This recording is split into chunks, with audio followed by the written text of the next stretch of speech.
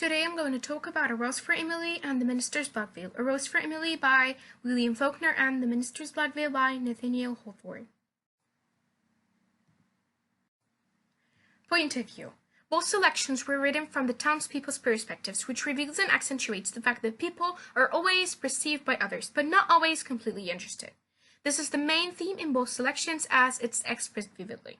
A Rose for Emily is written from the first person plural we, the voice of the townspeople, while The Minister's Blood Veil is written from the third person limited point of view. Actually, as a writer writes a selection, his character traits are reflected in his character and in the selection. As actually, William Faulkner had a complex intrinsic nature, and this was actually reflected in his works, as he actually wrote selections with many different narrators. Actually, he wrote a selection with up to 15 different narrators, which makes it anything but an easy read. So actually, as a writer writes a selection, his character traits are reflected in his works. As Miss Emily was actually an obscure person, and she was vague, and people didn't understand her actions or didn't understand her very well, as she had some character traits which are similar to those of William Faulkner. Actually, Nathaniel Hawthorne wrote The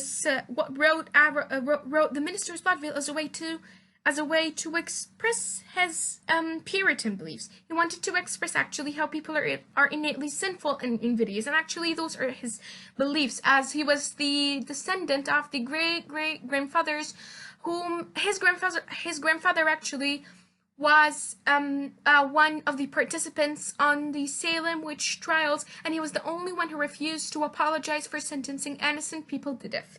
So actually, Nathaniel Hawthorne, nonetheless, he was not like his grandfather, as he didn't like, and he actually averse the dark legacy he had. He actually is opposing.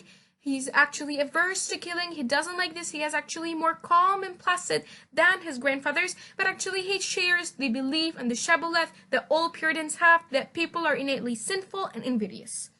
Actually, Nathaniel Hawthorne was always pessimistic about reforms. He didn't believe in them, and he was always thinking that is impossible. Reforms are impossible as we are innately sinful. And this is actually expressed in his work, as I told you before, that the character traits of the writer actually expressed in the main character of this selection. As although Hooper wore a veil for the rest of his life, very rare people were able to understand his message or were able even to deign